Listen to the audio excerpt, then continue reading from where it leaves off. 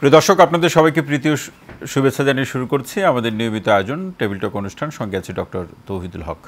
দর্শক, অন্তর্বর্তীকালীন সরকার ডক্টর মোহাম্মদ ইউনূসের নেতৃত্বে অন্তর্বর্তীকালীন সরকার দায়িত্ব নেওয়ার পরে রাষ্ট্র সংস্কারের লক্ষ্যে তারা কাজ করছেন এবং ইতিমধ্যে বেশ কিছু তাদের গৃহীত ব্যবস্থার যে সুফল সেটি জনগণ পেতে শুরু করেছে।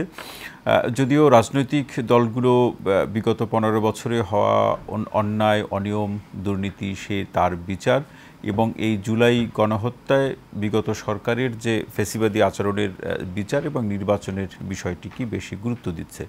পাশাপাশি এই আলোচনার সাথে আমাদের এটি খুব গুরুত্ব সহকারী আমরা আলোচনা করতে চাই। আজকে সম্মানিত আলোচকদের কাছ থেকে আমরা আলোচনা শুনবো, সেটি হচ্ছে যে রাষ্ট্র সংস্কারের এই প্রশ্নকে সামনে রেখে আমাদের যে ঘুরে দাঁড়ানোর যে প্রসঙ্গ, অর্থাৎ এই অন্তর্বর্তীকালীন সরকার আমাদের ব্যবসা বাণিজ্যের যে প্রসঙ্গ, আমাদের দেশজ যে উৎপাদন খাত বা কৃষি শিল্পকে সামনের দিকে এগিয়ে নিয়ে যাওয়ার প্রেক্ষাপটে কী ধরনের ভূমিকা রাখতে পারে সেই বিষয়গুলো আলোচনা করা প্রয়োজন। পাশাপাশি যেটি সবসময় সবাই গুরুত্ব দিচ্ছেন, তা আসলে দেশীয় শিল্পের প্রসার এবং বিকাশ ঘটাতে না পারলে আমাদের কিন্তু অন্যের উপরে নির্ভরতার যে প্রসঙ্গ সেটি কিন্তু ক্রমান্বয়ে আমাদেরকে আরও বেশি আষ্টেপৃষ্টে জড়িয়ে ধর একটি প্রসঙ্গ রয়েছে, যেটি বিশেষজ্ঞরাই বলছেন। পাশাপাশি আমাদের এই সময় আমরা দেখছি রাষ্ট্র সংস্কারের বিষয়কে সামনে রেখে অনেকে মিথ্যা, গুজব, নানা ধরনের তথ্য সামাজিক যোগাযোগ মাধ্যমে তারা ছড়িয়ে দিয়ে মানুষকে বিভ্রান্ত করা, অস্থিরতা সৃষ্টি করার একটা চেষ্টা করছে। পাশাপাশি রাষ্ট্র সংস্কারের লক্ষ্যে যে প্রযুক্তিগত যে আমাদের যে পরিবর্তন কিংবা আমাদের যে ব্যবস্থাগুলো গ্রহণ করা দরকার, যার মধ্য দিয়ে মানুষ অল্প সময়ের মধ্যে তার প্রত্যাশিত সেবা তিনি পাবেন এবং তার যে অবস্থার যে পরিবর্তন, সেই পরিবর্তনগুলোও তিনি করতে পারবেন। ডিজিটালাইজেশনের যে প্রক্রিয়া, প্রযুক্তির যে সংশ্লেষ, সেটি সকলের জীবনে মানুষের জীবনযাত্রার উপর একটি গুণগত পরিবর্তন নিয়ে আসুক, সেই বিষয়টিও আজকে আলোচনায় রাখতে চাই। তারই প্রেক্ষাপটে আলোচনার শিরোনাম ব্যবসা বাণিজ্য অন্তর্বর্তীকালীন সরকারের করণীয়। এ বিষয়ে আলোচনা করার জন্য দুইজন সম্মানিত আলোচক আমাদের সঙ্গে স্টুডিওতে উপস্থিত আছেন। আসুন তাদের সাথে আপনাদের পরিচয় করে দিই। আমার ডান দিকে আছেন ইয়ন গ্রুপ অফ ইন্ডাস্ট্রিজের সম্মানিত চেয়ারম্যান ও ব্যবস্থাপনা পরিচালক মমিনুদ্দৌলা এবং সর্বডানে আছেন তথ্য প্রযুক্তিবিদ কামরুজ্জামান লিটন। আপনাদের দুজনকে অনুষ্ঠানে স্বাগত জানাচ্ছি।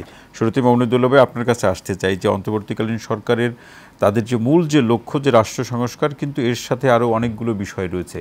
রাষ্ট্র সংস্কার ফলপ্রসূ কতটা হবে তার উপরে কিন্তু সেটি অনেকাংশে নির্ভর করে ব্যবসা বাণিজ্যের গতি কিভাবে ফিরবে কিংবা সেখানে যে ক্ষয়ক্ষতিগুলো হয়েছে সেটিকে কাটিয়ে ওঠার ক্ষেত্রে কি ব্যবস্থাগুলো বা এই সরকারের কাছে আমাদের কি প্রত্যাশা বা আপনারা কি প্রত্যাশা করেন, এই আলোচনাটা দিয়েই আজকের আলোচনা শুরু করতে চাই। মমিনুদ্দৌলা। জি, ধন্যবাদ তৌহিদ ভাই আমাকে আমন্ত্রণ জানানোর জন্য। এবং আমার শুরু থেকেই প্রায় 27 বছর যাবৎ আমি এগ্রিকালচার ইন্ডাস্ট্রিতে কাজ করে আসছি। এটা বেসিক্যালি আমরা রুট লেভেল ফার্ম পর্যায়ে কাজ করি, টেকনোলজি, ইনপুটস, অ্যাডভাইস, আমরা ফুড প্রোডাকশন করি, বিভিন্ন ধরনের অ্যাক্টিভিটিস আমরা এনগেজ। তো স্বাভাবিকভাবে আমার কথাগুলো হয়তো বা এগ্রিকালচার রিলেটেড হবে। সো আমি এই সরকারে আসার পর নিয়ে যে জিনিসটা আমি ব্যক্তিগতভাবে ভালো লেগেছে সেটা হচ্ছে যে 1 নম্বরে তাদের এগ্রিকালচারের যে বাজেট ছিল গত বছর, যে 32,000 কোটি টাকাকে উন্নীত করে 35,000 কোটি টাকা নিয়ে গেছে। এতে আমি যে সিগন্যালটা পাচ্ছি যে সরকার একটি কৃষি বান্ধব সরকার, এটা হচ্ছে 1 নম্বর। কিন্তু পরবর্তীতে যখন আমি দেখলাম যে এই এগ্রিকালচার যে সামগ্রিক এগ্রিকালচারটাকে উন্নত করার জন্য, এগিয়ে নেওয়ার জন্য মন্ত্রণালয়গুলোকে আসলে স্ট্রেংথেন করা খুব জরুরি। সেগুলো আমি একটা একটা করে বলছি। 1 নম্বর হচ্ছে কৃষি মন্ত্রণালয়, তারপর হচ্ছে প্রাণী সম্পদ মন্ত্রণালয়, এরপর হচ্ছে আপনার বাণিজ্য মন্ত্রণালয় এবং অবশ্যই আমরা মাদার মন্ত্রণালয় যেটাকে আমরা বলি যে অর্থ মন্ত্রণালয়। এই 4টি মন্ত্রণালয়ের অ্যালাইনমেন্ট যদি না থাকে in terms of agriculture industry অথবা যে কোনো ইন্ডাস্ট্রির ক্ষেত্রে, আমি বলবো যে বাণিজ্য এবং অর্থ হচ্ছে কি কমন, বাকি যেহেতু আমি বলেছি সেটা মূলত আমাদের যে ইন্ডাস্ট্রিতে আমি ব্যক্তিগতভাবে আছি সেই ইন্ডাস্ট্রি যেখানে ফুড প্রোডাকশনের সাথে জড়িত। তো এখানে আমার কাছে মনে হচ্ছে যেন এখানে আমাদের যে মিনিস্ট্রিগুলোতে যে মানে টপ লেভেলের যে এমপ্লয়মেন্টগুলো হয়েছে, এখানে আসলে দক্ষতার অভাব রয়েছে। নীতি নির্ধারণী পর্যায়ে মৎস্য প্রাণী সম্পদ মন্ত্রণালয় এবং কৃষি মন্ত্রণালয় বর্তমানে আসলে স্পেসিফিক কেউ নেই। আমাদের স্বরাষ্ট্র মন্ত্রণালয়ের উপদেষ্টা সাহেবকে দায়িত্ব দেওয়া হয়েছে কৃষি মন্ত্রণালয়। এত বিশাল একটি মন্ত্রণালয় এবং যেটা খাদ্য উৎপাদনের সাথে জড়িত, কৃষি এবং মৎস্য প্রাণী সম্পদ মিলে বাংলাদেশের প্রায় 55% কর্মসংস্থান কিন্তু এখান থেকে যোগান হয় এবং এটা কিন্তু সব কিন্তু রুরাল লেভেলের কর্মসংস্থান। এবং বাংলাদেশের এই 17-18 কোটি মানুষের খাদ্য উৎপাদন করে কিন্তু এরাই, এই দুইটি মন্ত্রণালয়। তো সেখানে আসলে কম্পিটেন্ট নীতি নির্ধারক যদি না থাকে তাহলে অনেকগুলি ইস্যু কিন্তু আমরা আসলে আনঅ্যাড্রেস থেকে যাবে। আমি দেখেছি যে গত সরকার থেকে নিয়ে পূর্ববর্তী যতই স্বৈরাচারী সরকারগুলো এসছে প্রথম থেকে নিয়ে বাংলাদেশের জন্মের, প্রতিটি সরকারই কিন্তু এগ্রিকালচার বান্ধব ছিল এবং এগ্রিকালচার বান্ধব ছিল বলেই কিন্তু 1971 সালের পরে 7.5 কোটি মানুষকে কিন্তু আমরা আমাদের এই জমি দিয়ে খাওয়াতে পারতাম না।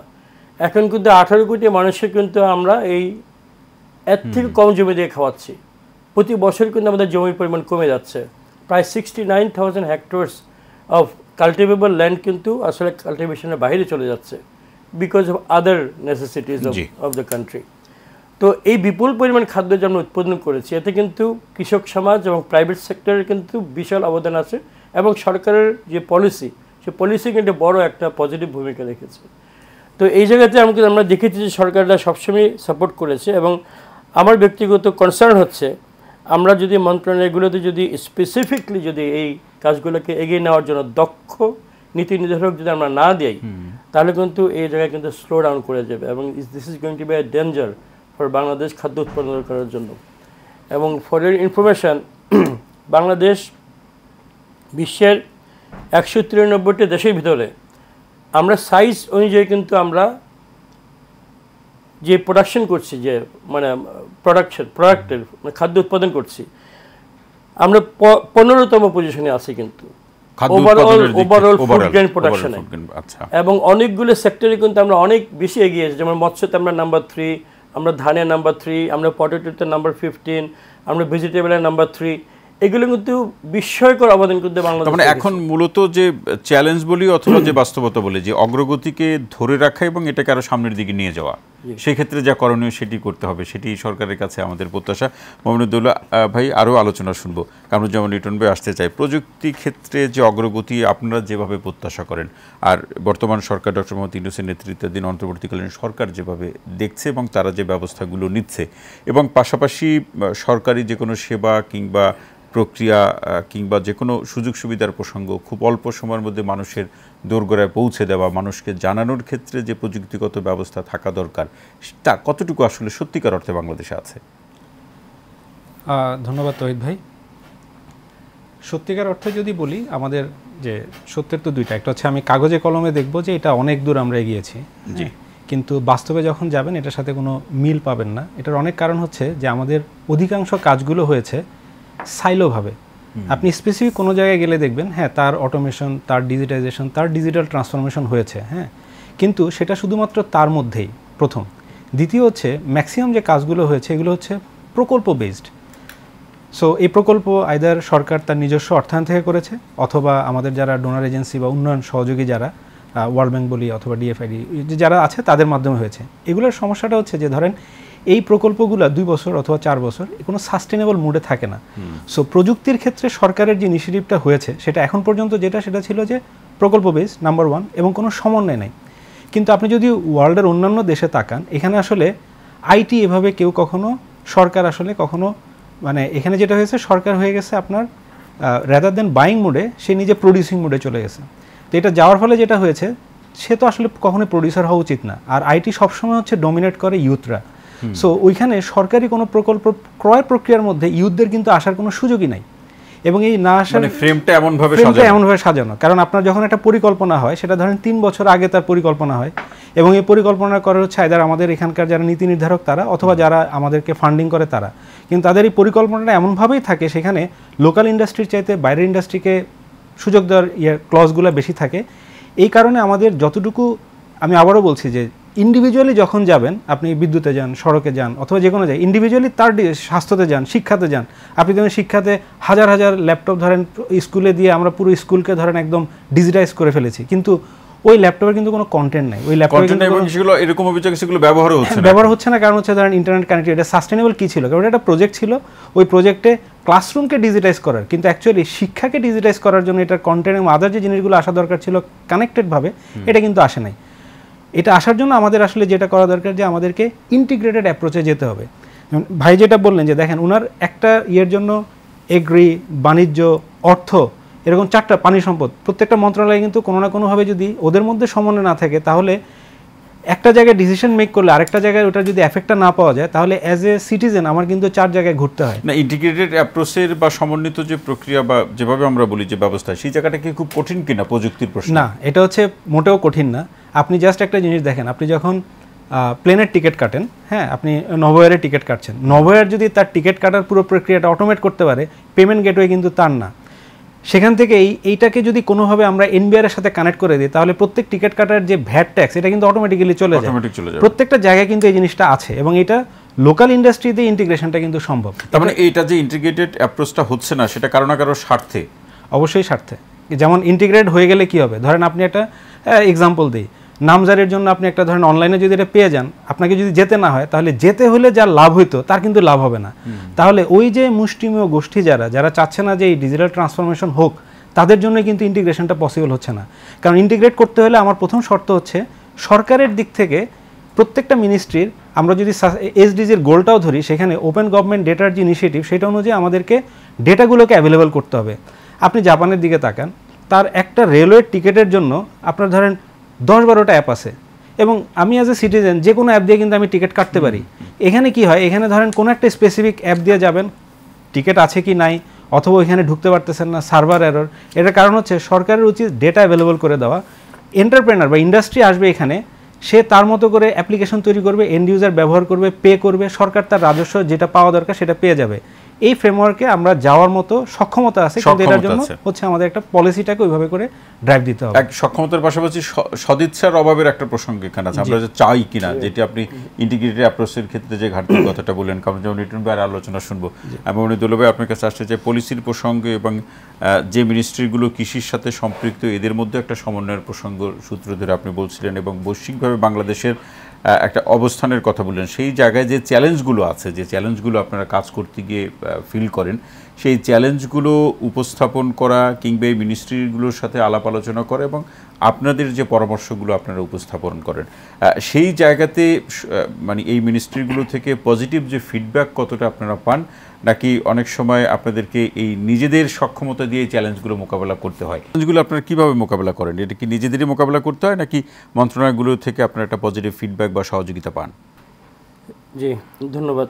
আসলে এগ্রিকালচারের ব্যাপারে যেহেতু প্রতিটি সরকারের একটা সফট কর্নার থাকে, বিকজ ফুড প্রোডাকশনের কারণে আমাদের প্রয়োজন, কারণ 18 কোটি মানুষের জন্য আসলে ফুড ইম্পোর্ট করে খাওয়ানো তো সম্ভব না, তাই সঙ্গতভাবেই কিন্তু এখানে আমাদের একটা সফট কর্নার থাকে। তবে এগ্রিকালচার ইন্ডাস্ট্রিতে বিগত 20-25 বছরে কিন্তু প্রাইভেট সেক্টরটাই কিন্তু বেশি ড্রাইভ করেছে, এবং আমরা মনে করি যে প্রাইভেট সেক্টর বিশেষ করে যারা ধরেন কমার্শিয়াল এগ্রিকালচারের দিকে যে প্রাইভেট সেক্টররা যেটাকে ড্রাইভ করেছে, এই ড্রাইভটি কিন্তু আমি মনে করি যে অনেকটাই কিন্তু নিজেরা সক্ষমতা অর্জন করেই করেছে। এখানে গভর্নমেন্টের পলিসি হেল্প করেছে, কিন্তু এমন নয় যে গভর্নমেন্ট আসলে আমাদের সাথে অতটা একদম হ্যান্ডস অন কাজ করেছে, তা কিন্তু নয়। সরকার যেমন কথার কথা বলছে যে যেমন তারা এগ্রিকালচার ইনপুটস আমদানিতে ধরেন ডিউটি মওকুফ করেছে, অথবা মেশিনারিজ আমদানিতে ডিউটি মওকুফ করেছে, অথবা কোনো কোনো ক্ষেত্রে বিগত সরকার করেছে, কিন্তু আসলে কাজের কাজ কি হয়েছে? জি না, এগ্রিকালচার যথেষ্ট উন্নতি হয়েছে, নো ডাউট, বিকজ এর ডিমান্ড সাপ্লাই গ্যাপ তো আছেই। 18 কোটি মানুষের খাদ্য তো আপনাকে ইন্টারনালি জোগাড় করতে হবে। ওই কারণেই কিন্তু এগ্রিকালচার একটা স্পন্টেনিয়াসলি কিন্তু গ্রোথ হয়েছে। এখানে সরকার যে আহামরি কিছু করেছে তা নয়, তারা কিছু পজিটিভ পলিসি দিয়েছে, কিন্তু লোকাল যে এন্টারপ্রেনিউরস এবং কৃষক সমাজ যারা আছে, তারা কিন্তু নিজের দায়িত্বে এবং ডিমান্ড সাপ্লাইয়ের যে গ্যাপ আছে সেটাকে মিট করার জন্য তারা কিন্তু সব ধরনের টেকনোলজি কিন্তু অ্যাপ্লাই করেছে। আমি দেখেছি যে বাংলাদেশে কৃষকরা যে পরিমাণ টেকনোলজি অ্যাডাপ্টেশনের যে তাদের যে মাইন্ডসেট, যে পজিটিভ মাইন্ডসেট, এটা আমাদের আশেপাশে কোনো দেশের নাই। If you go to India মানে they will take 100 time look নতুন একটা কিছু ইমপ্লিমেন্ট করার জন্য, এবং তাদের রেগুলেটরি কিন্তু অনেক বাইন্ডিং। তার মানে আমাদের এখানে আগ্রহটা আছে, উৎপাদক শ্রেণীর মধ্যে সে আগ্রহটা আছে। আরেকটি প্রশ্ন, এটি আপনি শুরুর দিকে আলোচনা শুনতে শুনতে আমার মনে হচ্ছিল যে আমাদের যে কৃষি বিশ্ববিদ্যালয়গুলো আছে সেখান থেকে তো প্রতি বছর গ্রাজুয়েট বেরোচ্ছে, এবং নিশ্চয়ই যখন গ্রাজুয়েট বের হবে এই ধরনের বিশ্ববিদ্যালয় একটা নির্দিষ্ট স্পেসিফিক বা একটা স্পেশালাইজড বিশ্ববিদ্যালয় থেকে তো আমরা ধরে নেব তারা দক্ষ, কিন্তু এরা যখন আপনাদের সাথে কাজ করতে আসে এই যে কৃষিকে সামনের দিকে এগিয়ে নেওয়ার ক্ষেত্রে এদেরকে নিয়ে ঝুঁকিটা আপনারা কতটা স্বাচ্ছন্দ্যে নিতে পারেন? যে আসলে বাস্তবতা হচ্ছে যে যারা কৃষির গ্র্যাজুয়েট তাদের কিন্তু খুব অল্প সংখ্যক কিন্তু কৃষি পেশা আসছে, এটা হচ্ছে বাস্তবতা। তারা কিন্তু ব্যাংকিংয়ে চলে যাচ্ছে, সরকারি চাকরিতে চলে যাচ্ছে, অন্যান্য ইন্ডাস্ট্রিতে চলে যাচ্ছে। এটা মূল কারণ আমি মনে করি যে বিশ্ববিদ্যালয়ে যে শিক্ষাগুলো দেওয়া হচ্ছে অধিকাংশ শিক্ষা ব্যবস্থা কিন্তু আসলে বাস্তবের সাথে মিল কম। তারা কিছু পুঁথিগত বিদ্যা তারা নিচ্ছে, তারা কিন্তু বাস্তবের সাথে কোনো অ্যাটাচমেন্ট নেই। যেমন আমাদের দেশে বড় বড় ইউনিভার্সিটিগুলো, এগ্রিকালচার ইউনিভার্সিটির নাম বলবো না, আপনারাও জানেন, এখানে এগ্রিকালচারিস্ট যারা গ্র্যাজুয়েট করছে তাদেরকে কিন্তু কোনো ধরনের ইন্টার্নশিপের ব্যবস্থা করা হয় না। অথচ বাংলাদেশে কিন্তু অনেক ডেভেলপ করেছে প্রাইভেট সেক্টর, অনেক বড় বড় মেগা প্রজেক্ট আছে এগ্রিকালচারের উপরে, farming, breeding, all kinds of মানে ইনভেস্টমেন্ট। বাংলাদেশে কিন্তু ইন্টারনালি আমি মনে করি যে agriculture has got the highest investment. Agriculture বলতে আমি শুধু ক্রপ বোঝাচ্ছি না, আমি অ্যাকোয়াকালচার এবং লাইভস্টককে আমি বোঝাচ্ছি। পুরোটাকে যদি আপনি দেখেন ইটস এ বিগেস্ট ইনভেস্টমেন্ট হয়েছে কিন্তু আমার এগ্রিকালচারে, এবং জিডিপিতে সবচেয়ে বেশি কন্ট্রিবিউশন, এমপ্লয়মেন্টের সবচেয়ে বেশি কন্ট্রিবিউশন হয়েছে। কিন্তু আমাদের এডুকেশন সিস্টেমের সাথে আমাদের প্রাইভেট সেক্টরের যে অ্যাচিভমেন্ট এটার সাথে আসলে কোনো অ্যালাইনমেন্ট নাই, যার কারণে আমাদের ছাত্ররা কিন্তু আসলে জানে না যে এগ্রিকালচার যে একটা মানে খুব ভালো ক্যারিয়ার হতে পারে তাদের জন্য, এই ব্যাপারে কিন্তু ইউনিভার্সিটিগুলোতে মেন্টরিং করা হয় না, তাদেরকে গাইডও করা হয় না। বা আবার এগ্রিকালচার যে একটা ভালো তার মর্যাদা বা একটা পেশা হতে পারে, এটা সামাজিক একটা গ্রহণযোগ্যতার প্রশ্নতে কিছু চ্যালেঞ্জ আছে সামাজিকভাবে, বর্তমানে নেই নেই, কারণ এগ্রিকালচার ইন্ডাস্ট্রিগুলো কিন্তু অনেক ডমিনেন্ট এখন। হ্যাঁ, আপনি দেখেন মানে if you look at poultry sector, if you look at আপনার অ্যাকোয়াকালচার সেক্টর, আপনি যদি ক্রপ ডাইভার্সিফিকেশন এবং ক্রপ যে আপনার ভ্যালুয়েটেড প্রোডাক্টস যদি দেখেন যে পরিমাণ প্রসেসিং হচ্ছে, এটা তো আসলে শুধুমাত্র মানে ক্ষেত খামারের মানে ফসল ফলানো বা মাছ ফলানো না, সাবসিকুয়েন্ট যে ইন্ডাস্ট্রিগুলো ডেভেলপ করেছে এবং এটা তো আসলে ম্যাচুরিটিতে যায়নি এখনও। These are all emerging industries, এবং সরকার যদি আরও বেশি সাপোর্ট করে ইন্ডাস্ট্রিটাকে, এটা একটি বিশাল একটা ইন্ডাস্ট্রি। মানে এই জায়গাতে এটা একটু শুনতে চাই মোমিন ভাই, সেটা হচ্ছে যে এই কৃষিতে যে সমস্ত তরুণরা উদ্যোক্তা হচ্ছে, তা আমরা বিভিন্ন সময় গণমাধ্যমে এই খবরগুলো আমরা টেলিভিশনে দেখি, পত্রপত্রিকায় পড়ি যে অনেকেই একটা পর্যায়ে গিয়ে তিনি ছেড়ে দিতে হচ্ছে, অথবা তিনি আর এটাকে অগ্রসর সামনের দিকে এগিয়ে নিতে পারছেন না। সেক্ষেত্রে আপনার কাছে কী মনে হয়, আপনি তো এই জায়গাতে একটা দীর্ঘ সময়ের আপনার অভিজ্ঞতা আছে, নানা ধরনের উদ্যোগ নিয়ে আপনি সফল হয়েছেন, তো তাদের কি আসলে মূল সমস্যা কি পুঁজি, নাকি আসলে তাদের এই জ্ঞানগত স্বল্পতাই মূল এই এগিয়ে যাওয়ার পেছনে মূল বাধা সৃষ্টি করছে? আমি মনে করি মূল সমস্যাটা হচ্ছে তাদের নলেজ অ্যান্ড প্যাশন।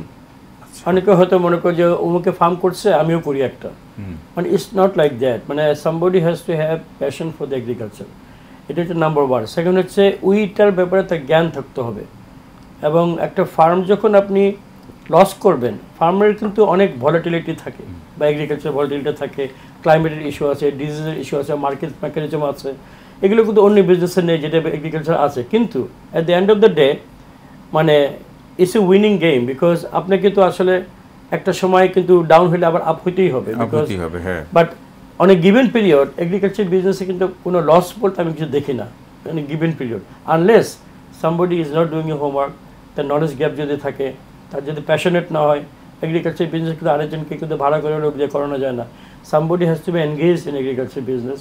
এটা আমি দেখেছি যে অনেক অ্যাগ্রো এন্টারপ্রেনিয়ার বা সেটা ছোট হোক আর বড় হোক, এই অভাবটার কারণে কিন্তু অনেকে কিন্তু ডিসকারেজ হয়ে যায়, এবং ঝরে পড়ার মতো ঝরে যায়, অথবা সে তার উদ্যোগ থেকে শাসন। তবে আরেকটা বিষয় আপনি বলছেন যে ফাইন্যান্সের বিষয়টাও তো আরেকটা ইস্যু, কিন্তু ফাইন্যান্স, অ্যাক্সেসিবিলিটি অফ ফাইন্যান্স, এটা অনেকের থাকে না, এবং low cost finance is important.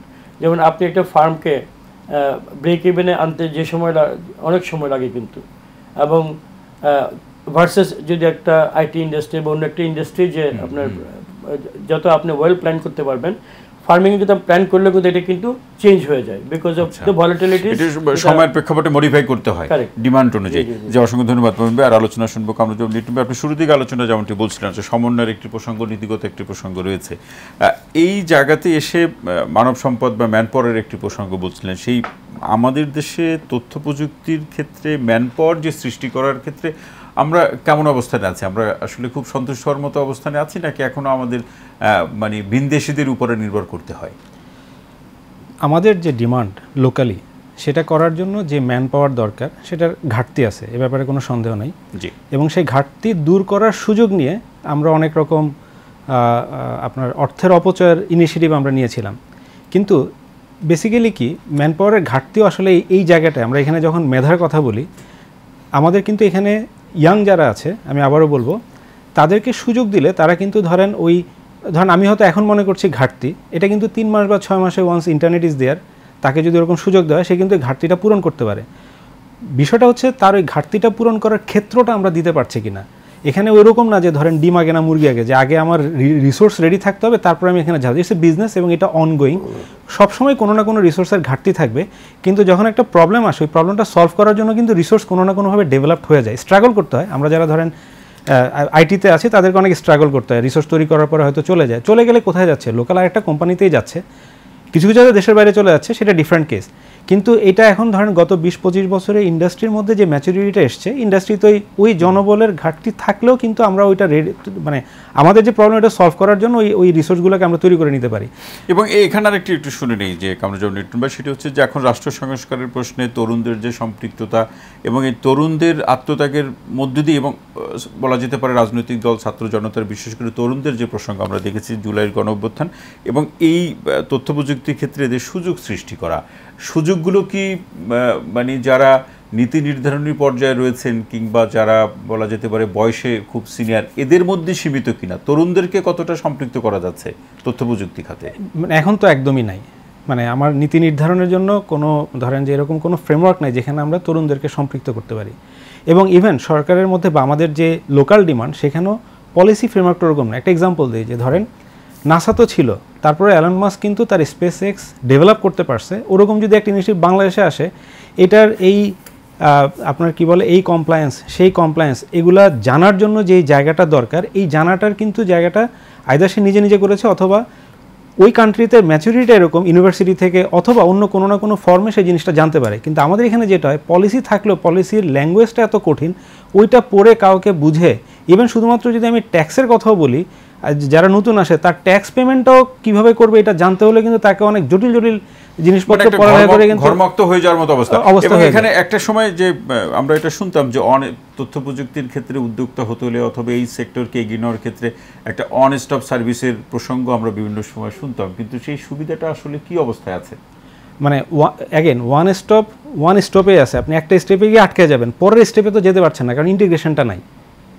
মানে হচ্ছে যে আমি বলি আমার এনআইডিটা আমি চেঞ্জ করবো, এনআইডিতে আমার নামের বানান ভুল ছিল, তার মানে এনআইডির নামের বানান ভুল, এটা চেঞ্জ করে আমি যদি অনলাইনে অ্যাপ্লাই করি, অনলাইনে অ্যাপ্লিকেশনটা আছে, কিন্তু আমাকে ভেরিফাই করার জন্য যে পুলিশ ভেরিফিকেশন, সেই ভেরিফাই হওয়ার পরে যে ভেরিফিকেশন রিপোর্টটা সেটা যে আবার এনআইডি অথরিটির কাছে যাবে, এই সমন্বয়টা কিন্তু নাই। তা আমার কী করতে হচ্ছে, একবার পুলিশের কাছে যেতে হচ্ছে, তার সাথে ওইটা সেটেল করার পরে ওই সার্টিফিকেটটা নিয়ে এসে আবার ম্যানুয়ালি আমি দিচ্ছি। এখন যেটা আমি ম্যানুয়ালি দিচ্ছি আদৌ এটা পুলিশের ভেরিফাইড নাকি আমি নীলক্ষেত থেকে এনে দিচ্ছি, এটা কিন্তু নাই। সো এই জায়গাটা কিন্তু আমরা ওয়ান স্টপেই আসি, মানে হচ্ছে যে আমি এনআইডির জন্য ওয়ান স্টপেই গেলাম কিন্তু পরের স্টেপে যাওয়ার জন্য ইন্টিগ্রেশনটা নেই। কি করণীয়? অবশ্যই যে জায়গাটা আমরা অলরেডি ইতিমধ্যে যেখানে আমাদের এই ডিজিটাল ট্রান্সফরমেশন হয়েছে, কাজ হয়েছে, কিন্তু সেই কাজগুলোকে পরের ধাপে নিয়ে যাওয়ার জন্য আমাদের পলিসিটাকে আপডেট করতে হবে। এবং এই জায়গায় প্রত্যেকটা যারা যার জায়গা থেকে রিলেটেড তাদেরকে ওই ওপেননেস নিয়ে আসতে হবে। এবং তাদেরকে ওপেননেস নিয়ে আসা মানে কি, এখন তার ওপেননেস নিয়ে কেউ আসলে সহজে আসবে না, কারণ এটা আসলে গেলে তো অনেক আপনার ট্রান্সপারেন্সি চলে আসবে, অ্যাকাউন্টেবিলিটি জায়গাগুলো ওপেন আপ হবে, এটা আমরা অনেকেই হতে চাই না, কিন্তু এটা এখন চাইতে যেহেতু একটা সুযোগ এসছে এটাকে বাধ্য করতে হবে। মানে এই ক্ষেত্রে তথ্য প্রযুক্তির যে বৈশ্বিক যে অগ্রগতি এবং তার যে বৈশ্বিক যে রূপরেখা যে অবস্থানে আছে, অর্থাৎ তথ্য প্রযুক্তির যে অগ্রগতি অথবা এর যে বিকাশ, সেই জায়গা থেকে আমাদের দেশে যে চাহিদা তথ্য প্রযুক্তির থেকে আমরা যে যে সুযোগগুলো পেতে চাই, সেক্ষেত্রে আমাদের পলিসি ফ্রেমওয়ার্কের বলুন অথবা সিদ্ধান্ত গ্রহণের বলুন অথবা কোনো প্রাতিষ্ঠানিক যে প্রতিষ্ঠান সৃষ্টি করে এই সেবাকে আরও বেশি ছড়িয়ে দেওয়া, সেক্ষেত্রে কোন উদ্যোগগুলো আমরা যদি বর্তমান সরকারের মনোযোগ আকর্ষণ বা দৃষ্টি আকর্ষণ করতে চাই, কি বলবেন এই বর্তমান সরকারের কাছে বা কি প্রত্যাশা? এটা মানে ধরেন ওয়ান গোতে হবে না, আমাদের শর্ট টার্ম, মিড টার্ম আর লং টার্ম গোল লাগবে। এখন সেই শর্ট টার্ম গোলটা কি 3 মাসের না 6 মাসের সেটা আমরা পরে আসি, মিড টার্মটা কত সেটা পরে আসি, কিন্তু আমাদের কিছু জায়গায় ফিক্স করতে হবে। কিছু জায়গায় ফিক্স মানে কি দেখেন, ওয়ার্ল্ড ওয়াইড সব জায়গায় আমরা বলি যে প্রত্যেকটা আইটিতে আমাদের একটা র্যাঙ্কিং আছে ওয়ার্ল্ড ওয়াইড, এবং সেটা ওই র্যাঙ্কিংটা করে এইভাবে যে নলেজ ইকোনমিতে কে কতটুকু এগিয়েছে, এটা কিন্তু, এবং ওয়ার্ল্ড কিন্তু যাচ্ছে নলেজ ইকোনমির দিকে, এবং নলেজ ইকোনমির একটা বেসিক বা একটা মূল ব্যাকবোন হচ্ছে কোন কান্ট্রির কতগুলো প্যাটেন্ট আছে। আমাদের এই প্যাটেন্ট এবং রিসার্চ করার যে জায়গাটা, এখানে কিন্তু ইউনিভার্সিটির একটা বড় রোল আছে। ইন্ডাস্ট্রি কিন্তু খুব বেশি রিসার্চ করার মতো সুযোগ আমাদের এখানে নাই, কারণ ইন্ডাস্ট্রিগুলোর ওই অর্থায়নও ধরেন না, এরকম রিসার্চের জন্য ফান্ডও থাকে না। প্রথম যে কাজটা ইউনিভার্সিটিতে আমাদের এই রিসার্চ এবং এই প্যাটেন্টের এই জায়গাটা ফোকাস দেওয়া, এবং সেখানে আমাদের মানে প্যাটেন্টের পরিমাণ বাড়ানো। সেটাতে যেটা হবে যে একদিক থেকে আমাদের নলেজ ইকোনমির যে ভ্যালুয়েশন সেটা বাড়বে, এদিকে আমাদের উদ্যোগটা নিতে হবে। দ্বিতীয় উদ্যোগ যেটা, সেটা হচ্ছে যে যেই পলিসি করলে মার্কেট ওপেন হবে ফর দ্য ম্যাস এন্টারপ্রেনার। কারণটা হচ্ছে আপনি যে কোনো ডেভেলপ ইকোনমিতে গেলে দেখবেন 50 to 60% হচ্ছে এসএমই। তো যেখানে 50 to 60% এসএমই, সেটার ইকোনমিক গ্রোথ কিন্তু ওইভাবেই হবে যদি আমি 50 to 60% আমার যে ইয়থ পপুলেশন যারা আছে, শুধু আইটি না, আইটি কিন্তু একটা ক্রস কাটিং। আমি আইটি বলতে যে শুধু সফটওয়্যার প্রোগ্রামার নামে তা না, কিন্তু এখানে আইটিতে যেমন যেটা আছে যে আমার এগ্রোতে কিন্তু আইটি প্রয়োজন হয়, শিক্ষাতে আইটি প্রয়োজন হয়, একটি দিক একটি, কিন্তু এটাকে আমার এই প্রোগ্রামটাকে সব জায়গায় অ্যাক্সেসিবল এবং ইউজেবল করার আমার পলিসি আসতে হবে। যেমন আমাদের এখানে পলিসি কি দেখেন, কেউ কোনো একটা সফটওয়্যার তৈরি করলে এটা যেখানে দিতে যায় তাকে বলা যে তুমি তোমার সোর্স কোডটা দিয়ে দাও। এটা কিন্তু এভাবে না। আপনি ইভেন যদি একটা গানও কেউ গায়, গানের জন্য কিন্তু একটা কপিরাইট বা একটা ইয়ে আছে যে এই গানটা যতবার প্লে হবে সিঙ্গার কিন্তু বা তার পিছনে যারা আছে তারা কিন্তু একটা রয়্যালিটি ওখানে পায়। আইটিতে কিন্তু এই রয়্যালিটির ফ্রেমওয়ার্কটা হয় না, কারণ আমাদের এই জায়গায় পলিসি এবং প্রকিউরমেন্টের প্রচণ্ড ঘাপলা আছে। আমরা যেই পলিসি দিয়ে ধরেন গুডস ক্রয় করি, ঠিক সেম পলিসি দিয়ে আমরা কিন্তু সার্ভিস ক্রয় করি। এটা ওয়ার্ল্ড ওয়াইড কোথাও হয় না। এই জায়গায় আমাদের আলাদা ভাবনার প্রয়োজন, এই জায়গায় আলাদা ভাবনা, এবং এই লং টার্ম এবং মিড টার্মের যে প্রসঙ্গ বা শর্ট টার্মের এই যে আরো যে আলোচনাগুলো আছে, সেই আলোচনাগুলো আমরা শুনবো, তবে একটা বিরতি নিয়ে ফিরে এসে শুনবো। মোমিনুদ্দৌলা ভাই, আপনার কাছে প্রশ্নটি রেখে যায়। প্রশ্নটি এরকম যে আসলে কৃষি বান্ধব সরকার বা পরিবেশ বা উদ্যোগ, সেই আলোচনার সাথে যদি আমরা কৃষিকে শিল্পে পরিণত করতে চাই, আপনারা তো এই বিষয়টি নিয়েই নানাভাবে কাজ করছেন, নানা উদ্যোগ নিচ্ছেন, নানা কৃষি প্রোডাক্টও আপনারা তৈরি করছেন। যে কৃষিকে শিল্পে পরিণত করতে হলে যে চ্যালেঞ্জগুলো আছে আমাদের এখানে, সেগুলো আপনার আলোচনা অনেকটা উঠে এসেছে। পাশাপাশি সামগ্রিকভাবে যদি এই পরিস্থিতি, যে চ্যালেঞ্জগুলোকে যদি আমরা উত্তরণ ঘটাতে চাই, তাহলে সেই সামগ্রিকভাবে কি করণীয় এবং যে করণীয়ের মধ্যে দিয়ে কৃষি শিল্পতে পরিণত হবে। মোমিনুদ্দৌলা ভাই যে প্রশ্নটি রেখে যাওয়া, এটির সাথে আরও কিছু প্রশ্ন আছে। প্রথমে এটি একটু শুনে নিই যে কৃষিকে শিল্পে পরিণত করতে হলে কি করণীয়? ধন্যবাদ। আসলে কৃষিকে শিল্পে পরিণত করতে হলে যে জিনিসটা প্রয়োজন, যে কৃষির যে আলটিমেট ম্যাচুরিটি কিন্তু শুধুমাত্র মানে ফিল্ডে না, এটাকে কনজিউমার প্লেটে। তো ফিল্ড থেকে কনজিউমার প্লেটে নিতে কিন্তু একটা কৃষি পণ্যের কিন্তু অনেকগুলো ট্রান্সফরমেশন আছে। কিন্তু দেখা গেছে যে ট্রান্সফরমেশন প্রসেসে যে পলিসিগুলো অ্যাপ্লাই করা হয়, যেমন আপনি একটা চিকেন হয়তো ফার্মে প্রোডাকশন করলেন বা ধান প্রোডাকশন করলেন, তো এই চিকেনটা যখন আপনার ডিনার প্লেটে আসবে, এটা সবাই তো আর ফ্রেশ মার্কেটে গিয়ে বা ওয়েট মার্কেটে গিয়ে চিকেন কিনে জবাই করে ডিনার খাচ্ছে না। So there is a industry, এই ডিনার প্লেট এবং চিকেন ফার্মের মধ্যে কিন্তু অনেকগুলো ইন্ডাস্ট্রি কিন্তু আছে, যেগুলো এই চিকেনটাকে ওই পর্যায়ে নিয়ে যাওয়ার জন্য হেল্প করে, যেমন প্রসেসিং, ভ্যালু এডিশন, প্যাকেজিং, আপনার চিলিং চিকেন, ফ্রোজেন চিকেন, এবং এটা কিন্তু মৎস্যের ক্ষেত্রে প্রযোজ্য, ডিম, দুধ, সব বিভিন্ন ভ্যারিয়েশন নিয়ে আসা। Exactly right. যে ভ্যালু এডিশনটা করা হয় এগ্রি প্রোডাক্টে, এই ভ্যালু এডিশনের ক্ষেত্রে দেখা গেছে যে সরকারের একটা টেন্ডেন্সি আছে, সব সরকারেরই, the moment you make a change, তারা কিন্তু এটার মধ্যে ভ্যাট ইম্পোজ করে, তারা এটার মধ্যে একটা ট্যাক্স ইম্পোজ করে, এবং সব জায়গায় করে, উৎপাদনের ভ্যাট ইম্পেক্স করে, প্যাকেজিংয়ে করে, আবার গিয়ে যখন আপনি পয়েন্ট অফ সেলসে নিয়ে যাবেন সেখানে একটা ইম্পোজ করা হয়। তাহলে আমি হিসাব করে দেখলাম যে একটা এগ্রি প্রোডাক্টকে যখন আমি একটা ভ্যালু এডেড প্রোডাক্ট করে কনজিউমার এন্ডে নিয়ে যাই, অ্যারাউন্ড 25% কিন্তু অলরেডি অ্যাড হয়ে যায়। এবং এই যে একটা অযৌক্তিকভাবে একটা ভ্যাট ট্যাক্স যে ইম্পোজ করা হয়, এতে কিন্তু শিল্পের যে প্রোগ্রেশন একটা বড় ধরনের বাধা ক্রিয়েট করছে, 1 নম্বর। 2 নম্বর হচ্ছে এই জিনিসটা কি সবাইকে রিলিজিয়াসলি মানে না, কেউ কিন্তু এটাকে মানছে, কেউ কিন্তু মানছে না। So you are distorting the level playing ground. এখন যে মানছে সে কিন্তু কম্পিটিটিভ হচ্ছে না, যে মানছে না সে কিন্তু কম্পিটিটিভ হচ্ছে। সো এখানে কিন্তু কোনো ফেয়ারনেস কাজ করছে না। একই জিনিস কিন্তু যখন ডিউটি ফ্রি দিচ্ছেন আপনি একটু কমপ্লায়েন্স করে ডিউটি ফ্রি প্রোডাক্ট নিয়ে আসলেন এগ্রিকালচার প্রোডাকশনের কারণে, কিন্তু সেটা দেখা যায় যে কাস্টমার্স একটা অযৌক্তিকভাবে এটা হয়তো অন্য জায়গায় নিয়ে চলে যাচ্ছে, এবং এটা কিন্তু ইন্টেনশনালি করা হচ্ছে। অনেক সময় একদম রাইট, হ্যারাসমেন্ট, এই শব্দটা ইন্টেনশনালি করা হচ্ছে, হ্যারাসমেন্ট আপনি বলতে পারেন। এবং এতে করে কি হচ্ছে, যারা এগুলা ম্যানেজ করতে অভ্যস্ত অন্যভাবে, দে আর কম্পিটেন্ট। যারা স্ট্রেট পেতে কাজ করতে চায়, they are not competent. I have seen many business people, many entrepreneurs, ওরা কিন্তু ফ্রেস্ট্রেটেড হয়ে গেছে, because they can't handle this kind of pressure from undue pressure, যেটা না হয়। আমরা আশা করব যে যেটা বিগত জীবনে হয়ে গেছে তো হয়ে গেছে, কিন্তু এখন যাতে এই ধরনের প্র্যাকটিসগুলো বন্ধ হয়, at least the culture has to change. যে আমি যদি একটা agro product, being a agro company, যদি যে কোনো কোম্পানি যদি সে কমপ্লায়েন্স করে যদি নিয়ে আসে, there cannot be any question asked on that particular মানে প্রোডাক্ট। যদি করতে হয় তাহলে যে অথরিটি আমাকে পারমিশন দিয়েছে, আপনি ওই অথরিটিকে কোশ্চেন করেন যে why have you given a রং মানে permission to wrong person and wrong product.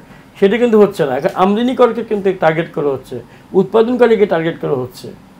মানে যেরকম যে উদ্যোক্তা তাকেই হয়রানি করা হচ্ছে। অ্যাকচুয়ালি যেরকম আপনি দেখেছেন যে কিছুদিন আগে একটা বিল্ডিংয়ে আগুন লেগে গেল, রেস্টুরেন্টে আগুন লেগে গেলে সারা ঢাকা শহরে রেস্টুরেন্ট বন্ধ করে দিল, ক্র্যাকডাউন হইলো, আমাদের নামে ওয়ারেন্ট ইস্যু করা হইলো। অথচ প্রতিটি রেস্টুরেন্ট কিন্তু সব কমপ্লেন্স করেই কিন্তু ব্যবসা করছে। তো যে ফায়ার লাইসেন্স দিয়েছে তাকে ধরা দরকার, যে ট্রেড লাইসেন্স দিয়েছে তাকে ধরা দরকার, রাজুকের লোককে ধরা দরকার। এটা কিন্তু সবে আউট হয়ে গেল। দোষ কী হলো? যত দোষ নন্দ ঘোষ। আমি কোনো কোটি টাকা খরচ করে রেস্টুরেন্ট করলাম, এমপ্লয়মেন্ট ক্রিয়েট করলাম, I became the victim of the situation. এবং এরকম অনেকেই কিন্তু এরকম সাফার করছে। এবং এই রাষ্ট্র সংস্কারের বিষয়টিকে বৃহৎ অর্থে সামনে রেখে যে বর্তমান ডক্টর মোহাম্মদ ইউনূসের নেতৃত্বাধীন যে অন্তর্বর্তীকালীন সরকার যে কাজ করছে, সেক্ষেত্রে এই সরকারের কাছে ব্যবসায়ীদের যে প্রত্যাশা, সেটি ব্যবসায়ীদের সংগঠন তারা বলছেন, এবং পাশাপাশি সকল ধরনের, বিশেষ করে এই সরকারের সাথে কাজ করা, কিন্তু এই নির্বাচিত সরকারের সাথে ব্যবসায়ীদের যে কার্যক্রমের যে গতি অথবা যে ফ্রেমওয়ার্ক, সেটি তো নিশ্চয়ই ভিন্ন ভিন্ন অভিজ্ঞতা আপনাদের মধ্যে আছে। সেই জায়গা থেকে আপনাদের স্বাচ্ছন্দ্যবোধের জায়গা আসলে কোনটি, যেটি ব্যবসার গতিকে অনেক বেশি ত্বরান্বিত করে? আসলে ব্যবসার গতিকে ত্বরান্বিত করার জন্য সবচেয়ে প্রথমে প্রয়োজন গুড গভর্নেন্স, এটা প্রয়োজন।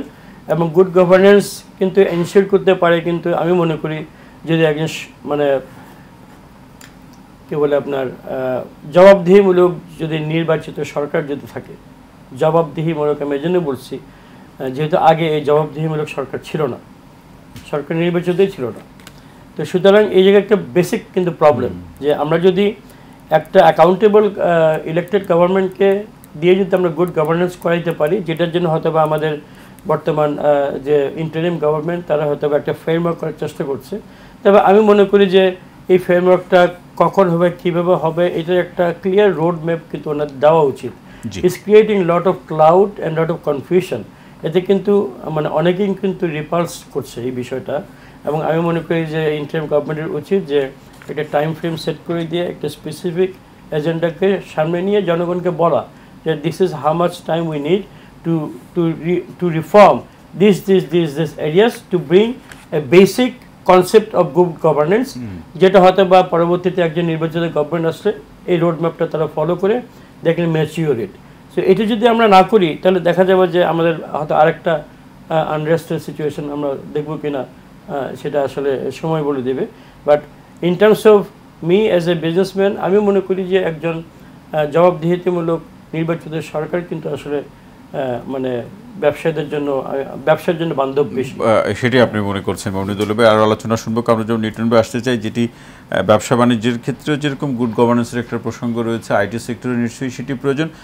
এই প্রশ্ন বা এই সূত্র ধরে যেটি আলোচনা শুনতে চাই, আপনি short term, mid term, long টার্মের প্রসঙ্গ বলছিলেন। লং টার্মে আসলে কী ধরনের ভাবনাগুলো আমাদের ভাবা উচিত? আচ্ছা, আমি লং টার্মে যাওয়ার আগে মহিন ভাইয়ের সাথে একটা জিনিস অ্যাড করি, সেটা হচ্ছে আমরা অলওয়েজ বলি যে আমাদের নির্বাচিত সরকার দরকার বা আমাদের একটা মানে ওরকম পলিটিক্যাল পার্টি দরকার। কিন্তু দেখেন, সরকার যখন আমরা বলি সবসময় অলওয়েজ ইলেক্টেড যারা আসে তাদের চেহারাটা আমাদের চোখের সামনে আসে, কিন্তু সরকার মানে কিন্তু সরকার যন্ত্রের মধ্যে যারা চাকুরি করে তারাও কিন্তু আছে। জি, ওই যে আমরা কর্মকর্তা কোনো যাই বলি না কেন, তাদের মধ্যেও কিন্তু একটা আমি মনে করি যে ম্যাসিভ রিফর্ম দরকার। হ্যাঁ, কারণ যারা আসে পলিটিক্যালি তারা হয়তো 5 বছর বা 10 বছর, কিন্তু অন্য যারা আছে সরকার যন্ত্রের মধ্যে, যারা আসলে পুরো প্রক্রিয়াটার সাথে 30-35 বছর ধরে জড়িত, এখন যদি যে দাবি দেওয়া ওতে তো আরও বেশি মনে হয়ে যাবে বয়স সীমা, ওই জায়গায় একটা বড় ধরনের পরিবর্তন এবং স্বচ্ছতা আনা দরকার। আমাদের সরকারি চাকুরিতে যেমন আমরা এত উৎসাহ নিয়ে কেন যাই, ওইখানে কোয়ান্টিটির চাইতে কোয়ালিটির দিকে আমাদের রিফর্ম করা দরকার। যেখানে একজন হলে হয় সেখানে 5 জন দিয়ে আমরা আসলে এই আমাদের খরচ বাড়াচ্ছি, অ্যাডমিনিস্ট্রেটিভ ওভারহেড যেরকম বাড়তেছে, এবং সেখানে কিন্তু আমরা দুর্নীতির জায়গাটা কিন্তু তৈরি করে দিচ্ছি। কারণ আগে একজন ঢুকতে গেলে হয়তো যে পরিমাণ খরচা হতো, এখন 5 জন ঢুকতে গেলে যারা ঢুকায় তার 5 গুণ বেশি লাভ হয়। এই জায়গায় একটা বড় ধরনের রিফর্ম আমাদের মনে হয় করা প্রয়োজন। সো শুধু পলিটিক্যাল পার্টি না, সেই সাথে সরকারের মধ্যে যারা আছে তাদের মধ্যে এরকম জবাবদিহিমূলক এবং স্বচ্ছতা, কারণ প্রচুর সৎ অবশ্যই অফিসার সরকারে আছে, নাহলে এত বড় দেশ আসলে চলতো না।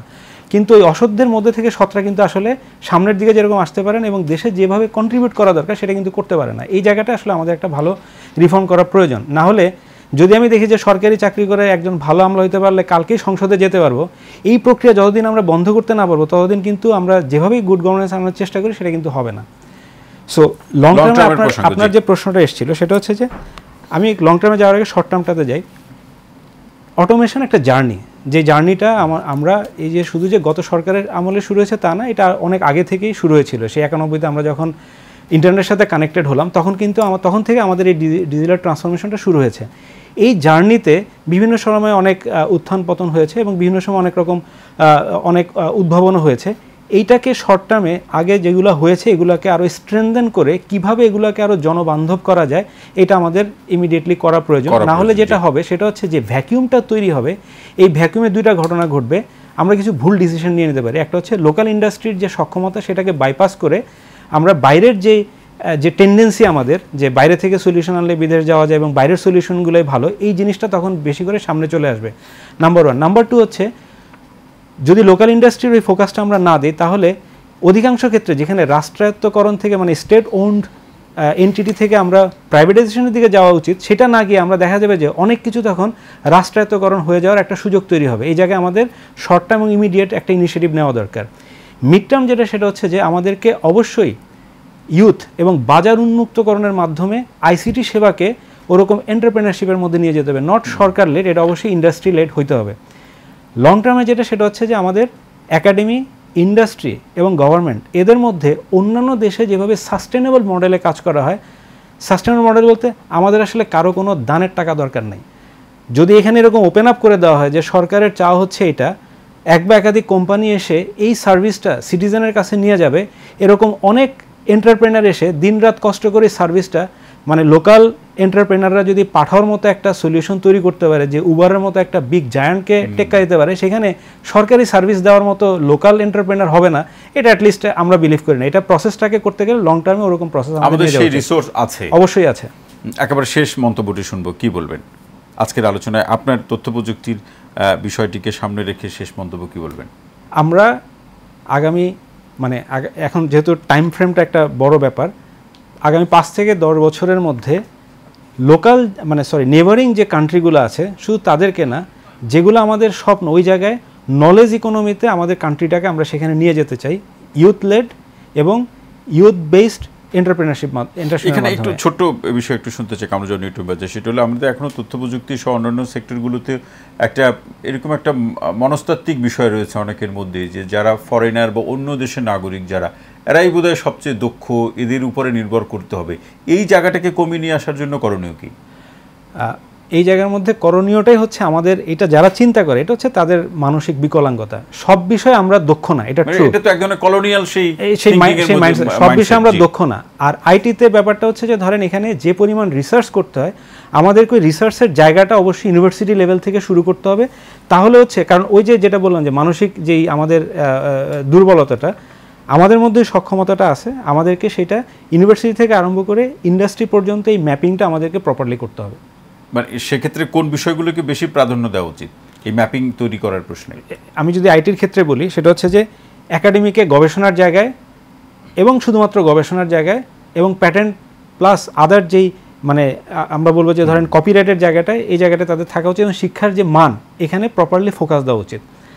ইন্ডাস্ট্রির যেটা সেটা হচ্ছে যে ইন্ডাস্ট্রির যে কমপ্লায়েন্সগুলো এগুলাকে ইউথ যারা আছে তাদের জন্য আর একটু ইজ করে দেওয়া, তাদের জন্য ইজ অফ ডুইং বিজনেসটা যাতে প্রপারলি হয় এটা করে দেওয়া। তাকে কখনো এরকম একটা এনভায়রনমেন্টের মধ্যে ফেলা উচিত না, সে আজকে এন্টারপ্রেনার হলো 2 বছর পরে তাকে ভ্যাট এবং ট্যাক্সের জন্য দৌড়াদৌড়ি করতে হলো। তাকে শুরু থেকে ওরকম একটা এনভায়রনমেন্টের মধ্যে দিয়ে দেওয়া উচিত যেটাকে আমরা বলি যে is of doing business for the youth entrepreneur, যাতে ইজি হয়। ইজি হয়। অসংখ্য ধন্যবাদ মোমিনুদ্দৌলা ভাই। আপনার শেষ মন্তব্য শুনবো। কৃষির অগ্রগতির প্রসঙ্গে আর কি ধরনের ব্যবস্থাগুলো গ্রহণ করলে আরও বেশি অগ্রগতি হবে?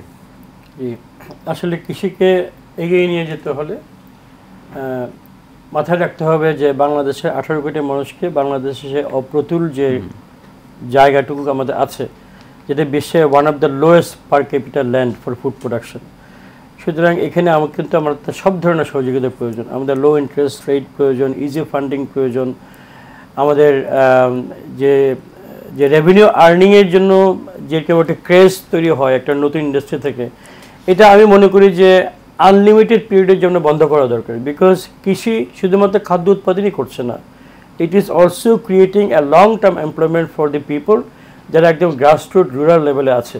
সুতরাং এই দুইটা জিনিসকে যদি আমরা ইনটেক্ট রাখতে পারি, সেটা আমাদেরকে কিন্তু এই যে এক্সট্রা যে লোডগুলো আমরা কৃষির উপরে মানে দিয়ে যাচ্ছি, যেটাকে ইন্ডাস্ট্রিয়ালাইজেশনে বাধাগ্রস্ত করছে, বিভিন্ন ধরনের মানে গভর্নমেন্ট এক্সপেকটেশন বা প্রাইভেট সেক্টর এক্সপেকটেশন এবং যে হরেনের যে শেয়ারগুলো হচ্ছে আমাদের ইন্ডাস্ট্রিগুলোতে, যদি আমরা এই জিনিসগুলোকে রিলিফ দিতে পারি তাহলে এই ইন্ডাস্ট্রি কিন্তু অনেক দূর আগেবে। কারণ ইতিমধ্যে কিন্তু কৃষির যে বিপ্লব হয়েছে বিগত 25 বছরে, এটা কিন্তু ঈশ্বনীয় একটা চেঞ্জ কিন্তু আমাদের এগ্রিকালচার এসছে। এটা এই কথা কিন্তু কেউ বলছে না।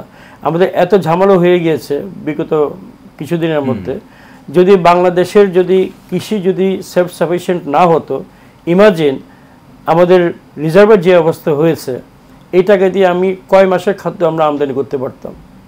সো এটার জন্য কিন্তু আমাদের কৃষি আমাদেরকে বাঁচিয়ে রাখছে, সেটি স্বীকার করতেই হবে। এবং সেই জায়গা থেকে একেবারে শেষ লাইন শুনবো, এক লাইনই শেষ করবেন। শেষ লাইন হচ্ছে যে আমার এই সরকারের কাছে, অন্তর্বর্তী সরকারের কাছে আমার আবেদন যে তারা যাতে একটি সুন্দর কৃষি বান্ধব যে ট্রেন্ড, সেই ট্রেন্ডটাকে যাতে সেট করে দেওয়া যায়, যাতে আগামী যে সরকার যারা আসবে তারা যাতে একটা সুন্দর গাইডলাইনের মাধ্যমে কৃষিকে সামনে ধারাবাহিকতা বজায় রাখে। শেষ লাইন লিটন ভাই। আমরা এমন একটা পলিসি চাই যেখানে ইউথ লেড ইন্ডাস্ট্রি যারা খুব সহজে সিটিজেন সার্ভিস প্রত্যেকটা সিটিজেনের জন্য যে কোনো সেক্টরে পৌঁছে দিতে পারবে। অসংখ্য ধন্যবাদ কামরুজ্জামান লিটন এবং মোমিনুদ্দৌলা, আপনাদের দুইজনকে অসংখ্য ধন্যবাদ আজকের আলোচনা আমাদের সময় দেওয়ার জন্য। প্রিয় দর্শক, আজকের মতো টেবিল টক অনুষ্ঠানটি এখানে শেষ করছি। সবাই ভালো থাকুন, সুস্থ থাকুন, নিরাপদে থাকুন। সঙ্গে থাকার জন্য অসংখ্য ধন্যবাদ।